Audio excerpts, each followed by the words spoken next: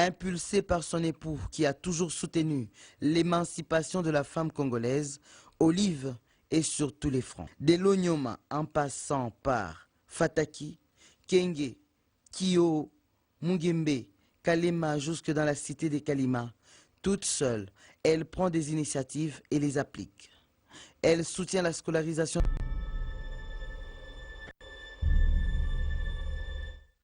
Why miss your family and friends? scolaire.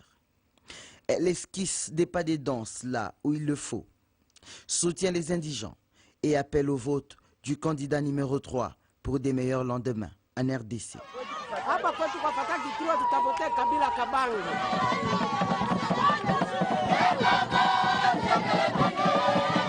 Tunafurahi na kumwona Olive anacheza na yeye hapa kwetu kwa Mungembe.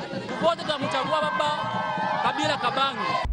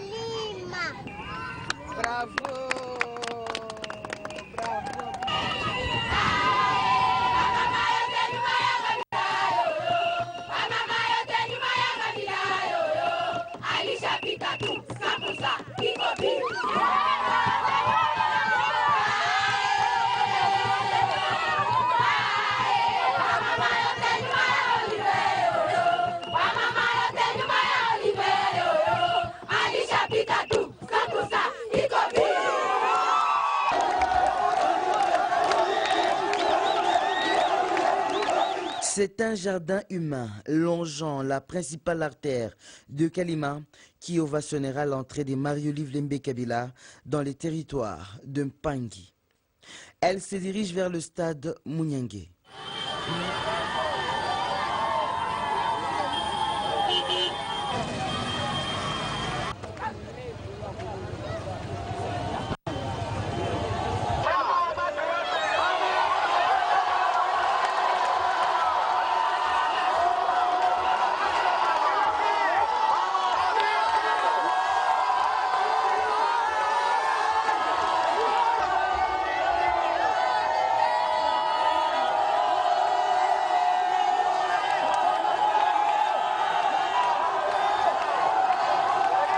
Noir de monde, ce stade reçoit l'épouse du chef de l'État au rythme de voter Joseph Kabila.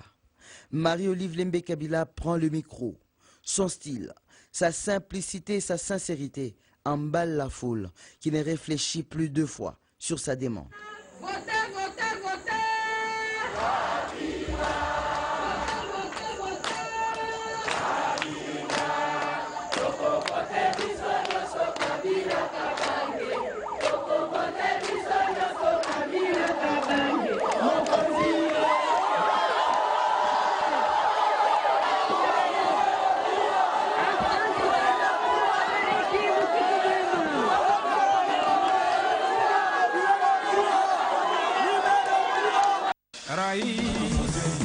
Joseph.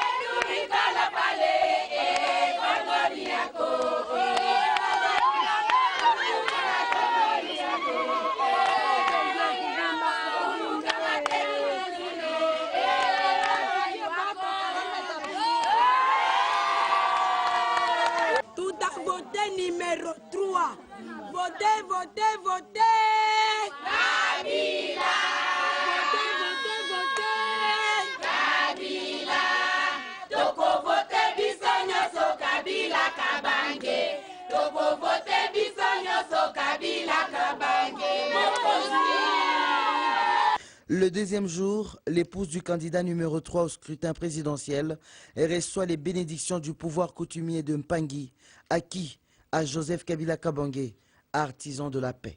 Ya territoire ya Pangi kunaweza kuwa bengine benye banajitetea asima biko bakandinda. Territoire ya Pangi ijue inajua ni kandinda moya ni Raisi Kabila Kabange.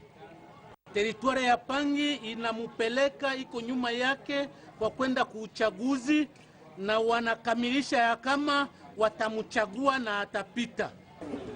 Kupenda na kusipokupenda ni tuko tuna mtu mmoja Joseph Kabila Kabange. Kwa shibote, kwa baba, kwa mama, kwa batoto na kwa kizazi yote ni kumchagua bwana Joseph Kabila Kabange. Ndio tumaini yetu shibote na ndio histoire yetu tuko nayo. Tunamchagua juu na maendeleo ya kuendelesha nchi yetu na kutotosha kushida mingi yetu tulikuwa kwayo. Leo tunapata amani.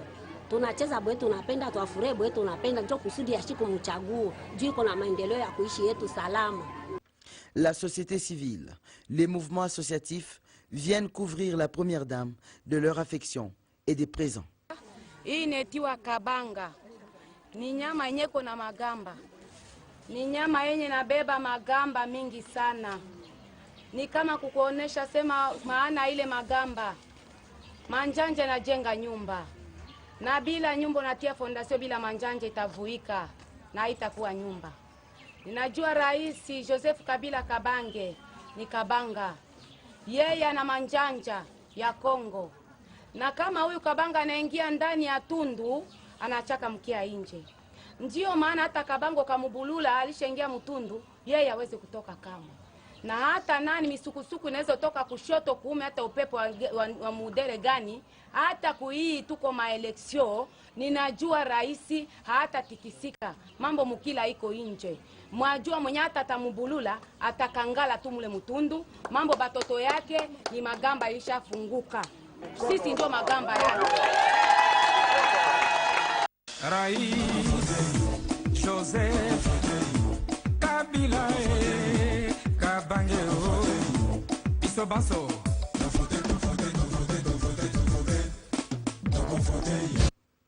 Quelques écoles, dont l'épée Tchem où Marie-Olive Lembe Kabila avait passé une année du primaire, bénéficieront de sa générosité.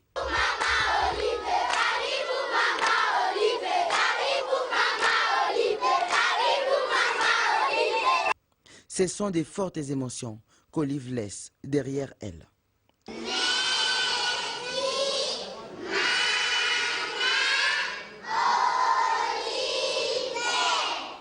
Furaha yetu ni ya kumwona mama. Tuakwaka province mwenye kwa enclave, lese. Lakini tuko très atuye tuseme nini. Na furaha ya presence ya mama. Première fois tuone première dame afike kwetu.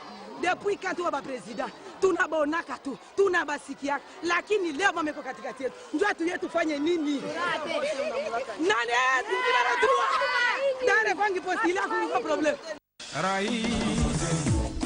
À la sortie de la cité de Kalima, l'épouse de Joseph Kabila inspecte les travaux de construction de l'ITIP Maman Olive.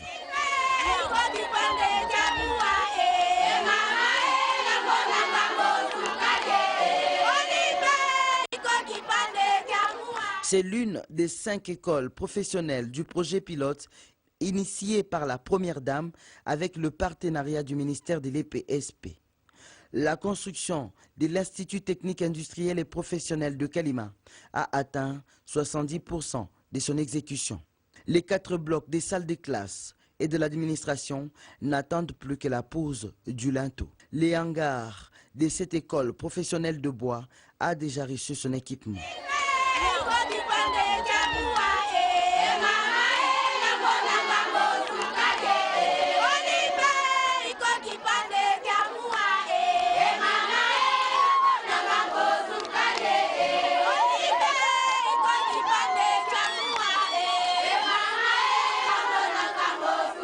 Marie-Olive Lembe Kabila, encouragée par la bonne évolution du chantier, reçoit les félicitations du chef des groupements, Kalima.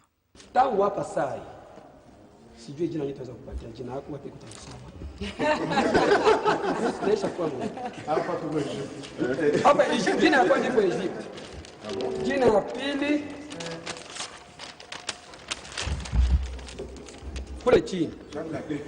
Jeanne d'Arc.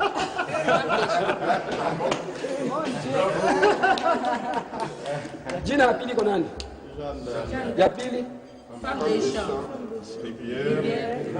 Grand Lac. Béni et pétri d'allégresse d'avoir touché du doigt et partagé les souffrances de ses compatriotes, Marie-Olive Lembe Kabila et regagne Kindu pour une escale avant de reprendre son avion et retourner dans la capitale Kinshasa.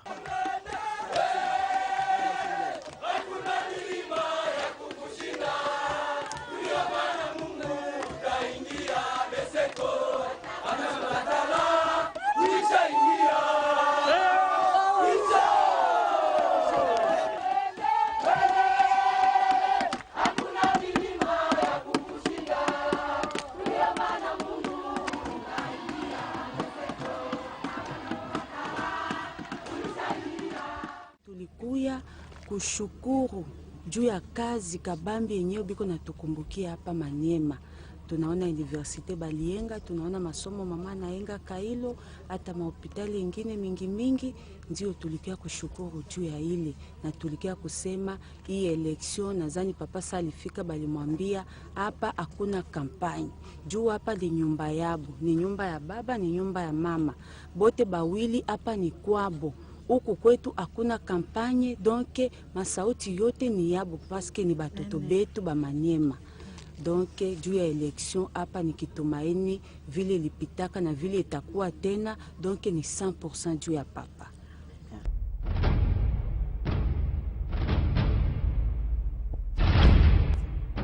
À bord du Boeing 727, Olive, visionnant les images de sa tournée dans le Maniema, revêt les sentiments d'un travail bien fait.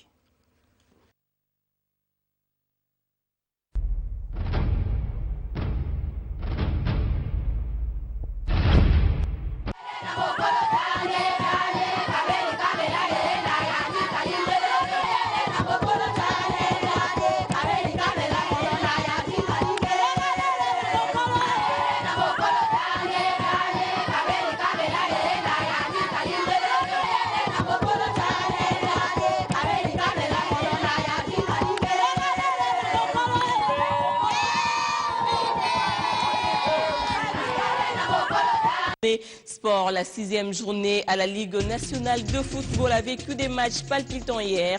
À Kinshasa, au stade Père-Raphaël de la Kétul, V-Club SA a battu RCK sur un score de 3-0 et à Lubumbashi, au stade de Kamalondo, le tout-puissant Mazembe a fait un match nul face à Sangabalinde. Une centaine de journalistes des médias quinois ont échangé avec les agences des Nations Unies sur le fonctionnement du système des Nations Unies. Il s'agissait d'une séance d'information et de formation pour ces derniers afin d'accroître leur connaissance sur cette institution internationale. Le siège du président de la Commission électorale nationale indépendante ne sera plus vide. La société civile composante confession religieuse vient de désigner le successeur de l'abbé Apollinaire Malou. Corneille Nanga occupe jusque-là le poste de secrétaire exécutif adjoint de la CENI.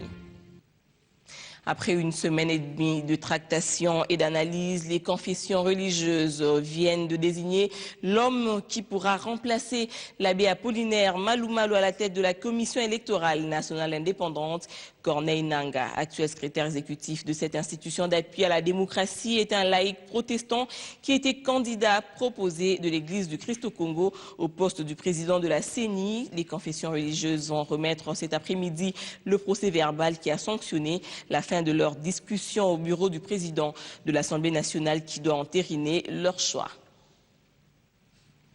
Sachez que la date du 24 octobre est retenue pour le début des festivités des 70 ans des Nations Unies. En prélude des festivités, toutes les agences de l'ONU œuvrant RDC ont échangé avec les professionnels des médias sur les voies et moyens d'améliorer les partenariats. Plus de 100 journalistes ont pris part à cette rencontre. Christian Elongo était de la partie.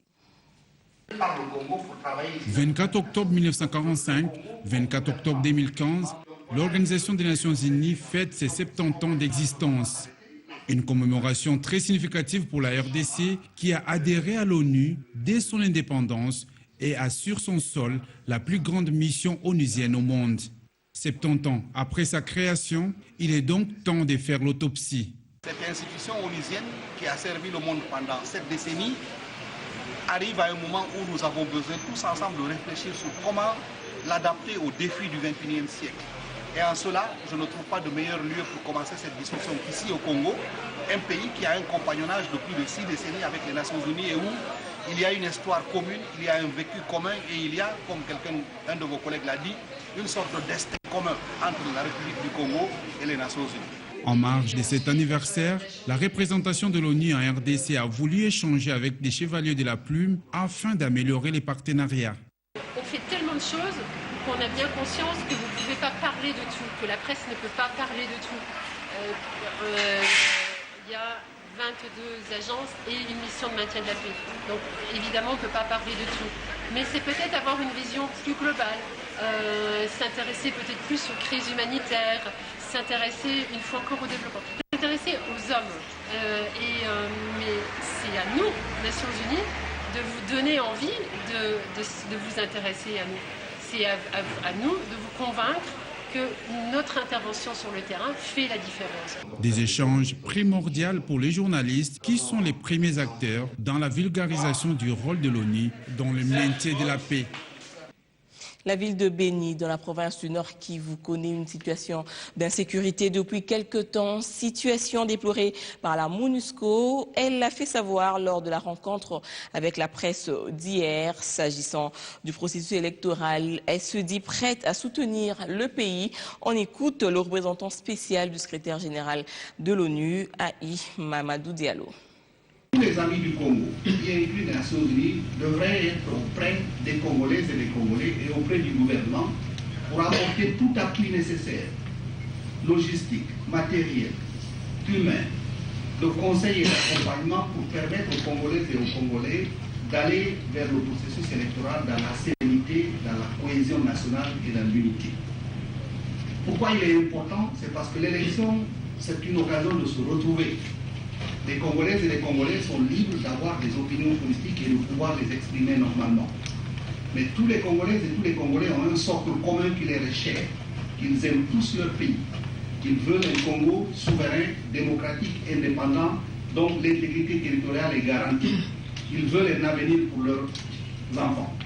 Pour les Nations Unies et pour les autres partenaires du Congo, notre ambition, c'est également de renforcer les capacités et les compétences des structures nationales dont le Congo s'est doté et qui sont chargées de conduire le processus électoral. Et je veux parler de la Commission électorale nationale indépendante et de ses démembrements provinciaux. Ce travail d'accompagnement, d'appui technique et de renforcement est déjà en cours. C'est aussi notre contribution pour créer les conditions pour que le jour où les Congolais et les Congolais s'accordent sur un calendrier électoral, il peut être déroulé tranquillement. La salle des spectacles du Palais du Peuple abrite depuis hier le 3e congrès ordinaire de la Fédération africaine des associations et unions des jeunes avocats, une structure qui regroupe les jeunes avocats venus de plusieurs pays d'Afrique. La rencontre devra permettre aux participants de réfléchir sur de nombreux thèmes, dont celui de la protection de l'investissement du droit au HADA. Ils ont momentanément abandonné leur toge noire pour prendre d'assaut ce mercredi la salle des spectacles du Palais du Peuple. Les jeunes avocats réunis au sein de la Fédération africaine des associations et unions des jeunes avocats sont en congrès ordinaire, le 3e du genre, après celui organisé en 2013 à Abidjan, en Côte d'Ivoire. Des assises qui se déroulent sous la bénédiction du président de l'Assemblée nationale, représenté à la cérémonie d'ouverture par le rapporteur. L'avocat est au cœur de la société, il intervient dans tous les domaines, il est avec les familles car elles se déchirent, il est à côté des victimes ou des prévenus dans les procédures judiciaires répressives, il assiste les salariés et les employeurs pour que la justice soit faite dans le conflit du travail. La FAUJ peut également compter sur le gouvernement de la République. Notre pays ne peut que saluer et soutenir cette heureuse initiative de la FAIJA, dont le but primordial est de créer un espace d'échange entre jeunes avocats du continent. Et l'un de ses objectifs majeurs étant la promotion et la défense des droits de l'homme. Plusieurs ateliers sont organisés lors de cette rencontre, notamment celui ayant trait à la pratique et exercice de la profession et la protection de l'investissement par le droit au WADA. Ce congrès qui regroupe plusieurs jeunes avocats venus de plusieurs pays d'Afrique se clôture ce jeudi. La Direction générale des douanes et accises, en collaboration avec la Régie des voies aériennes, ont intercepté des points d'éléphants et de rhinocéros blancs, des espèces animales interdites de commercialisation et qui prenaient la direction du Vietnam. Joli coup de filet ce mardi à l'aéroport international de Ndjili. La DGDA a saisi un colis de défense d'éléphants et de points de rhinocéros blancs en partance pour le Vietnam. Ce forfait serait l'œuvre d'un sujet vietnamien qui s'est volatilisé dans la nature. Il partait avec, il n'a pas ni payé les droits de douane, moins encore, il est allé prendre des produits qui sont prohibés, des espèces que l'on protège, qui doivent faire office de tourisme dans notre pays, une industrie qui doit se développer pour le bien du pays. Donc nous remercions la RVA et nous demandons encore davantage que cette collaboration soit de mise pour que nous puissions démasquer davantage tout cela qui vient pour détruire notre pays. La RVA, qui a concouru à la saisie de ce paquet, assure que désormais aucun contenant de produits interdits ne pourra passer les frontières congolaises. Nous ne savons pas de quelle manière cette histoire avait été checkée sans qu'on puisse le découvrir. Comme j'avais dit tout à l'heure, c'est grâce à la formation au niveau d'experts sur l'imagerie radioscopique. Donc cela nous a permis, à nos agents, à nos qui travaillent dans les frontières, et particulièrement sur la machine, de découvrir en un clin d'œil que ça, c'est une matière prohibée. Raison pour laquelle on a arrêté. Hier, quand on n'avait pas ces machines là-bas, bon, nous pensions à ce que ces histoires passaient, parce qu'après le bagage checké en ville, on les embarquait directement dans des conteneurs et ça prenait ça entrait dans les avions et ça partait. Pour aujourd'hui, mes amis, rassurez-vous, soyez-en sûrs, rien ne pourra passer sans que nous pourrions le détecter. Entre-temps, les recherches continuent pour traquer le propriétaire de ce colis et ses complices. En infrastructure, le ministre Fridolin Kaswechi inspecte de nombreux chantiers dans l'ex-Katanga. Objectif, évaluer l'état d'avancement des travaux lancés il y a peu. Reportage. Première étape de cette inspection des chantiers initiés récemment dans l'ex-province du Katanga, la visite de l'élargissement de la route nationale numéro 1, tronçon Kasumbalesa-Lubumbashi. Ici avaient été lancés il y a quelques semaines les travaux d'élargissement des deux bouts de cette route par le chef de l'État, qui tient à une bonne circulation des gros tonnages à l'entrée de Lubumbashi, capitale du Haut-Katanga, et à la sortie de Kasumbalesa, ville frontalière de la même nouvelle province qui fait face à la Zambie voisine de la RDC. Un choix de déviation pour ramener les poids lourds qui fréquentent cette route jusque sur la route Lubumbashi-Likasi a également été inspecté par le ministre en charge des travaux publics Fridolin Kaswechi Musoka, qui est chargé de la mise en œuvre de ce projet. La déviation faite en terre a été suffisamment élargie pour le croisement des deux camions de grand tonnage. À la sortie de la route Likasi, Fridolin Kaswechi a insisté auprès des préposés à la surveillance du tonnage des camions. Deux fois surchargés sont la cause de la dégradation précoce des routes nouvellement construites. Fridolin Kaswechi est accompagné dans cette mission de son directeur de cabinet adjoint, du directeur général de l'Agence congolaise des grands travaux et de toutes les structures qui s'occupent de routes dans l'ex-province du Katanga. À Goma, dans le Nord Kivu, la police s'en va en guerre contre les détenteurs illégaux d'armes. Son nouveau commandant urbain, le colonel Blaise Dimundu, qui déplore l'insécurité grandissante, a lancé un ultimatum aux semeurs de troubles. Il est au micro de Patrick Sialoura. Il n'y a pas longtemps qu'on vient d'être placé au commandement du commissariat urbain de Karisimbi. Effectivement, comme vous le dites là, depuis un certain moment, la sécurité bat son plein dans cette juridiction. Dans un premier temps, nous allons traquer ces voyous, ces inciviques qui insécurisent la petite population. Donc ces bandits à main en main, c'est les traquer Et par rapport aussi, mener des opérations de traque aussi des maisons de tolérance. Et je pense que ces bandits, quand ils vont opérer, tout souvent ils préfèrent aller s'abriter dans les maisons de tolérance. Ils sont en train de tuer les gens. Ils utilisent les armes de guerre, les armes à feu pour tuer les gens, apaiser la population. C'est pas normal. Et nous, quand nous allons intervenir, ils s'attaquent aussi à nous. Et dans le cadre de la légitime défense, nous aussi nous allons défendre. Vous comprenez? Et je l'ai dit hier, les femmes deviendront des veuves, les enfants des orphelins. Puisque nous allons tout faire pour qu'ils quittent ici, s'ils ne veulent pas quitter ici. Et la suite, vous l'aurez, hein, qui vivra verra. Donc, à la population de Goma, de se tranquilliser, de continuer à faire confiance à la police. De pouvoir dénoncer toutes les personnes suspectes. De dénoncer aussi les endroits suspects. Les endroits où on vend les boissons prohibées. Puisque vous savez, ces bandits-là, quand ils sont en état normal, Revenons à Kinshasa où les magistrats ainsi que leurs auxiliaires sont la cible des réflexions et partage d'expériences sur le traitement et suivi des infractions et contentieux forestiers hier à Kinkole. Organisées par le Fonds mondial de la nature, ces assises seront sanctionnées par de recommandations pertinentes en vue d'un investissement solide. Bibi Chmboua. La lutte contre le commerce illicite de ressources naturelles va s'intensifier sur tous les fronts. Les magistrats s'y investissent et décident de mener une vulgarisation plus large de la législation forestière. Et pour une bonne appropriation des pratiques favorisant la maîtrise de recettes qui échappent au trésor public, les magistrats et leurs auxiliaires se sont retirés à Kinkole pour des réflexions et partages d'expériences sur les traitements et suivi des infractions et des contentieux forestiers en RDC. Dans l'application de loi, il est dit nul n'est censé ignorer la loi. Il faut seulement l'appliquer. Or, ce principe-là ne convient pas dans la gestion des ressources naturelles. L'administration doit absolument prendre un autre point, à savoir l'implication des parties prenantes. Or, cette implication passe par la sensibilisation.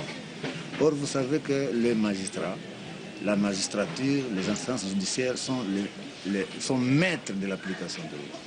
Et il faut donc absolument aller vers les sensibilisations. Nous ne disons pas que jusque-là, ils n'ont pas bien appliqué, mais ce que nous cherchons, c'est l'amélioration de l'application.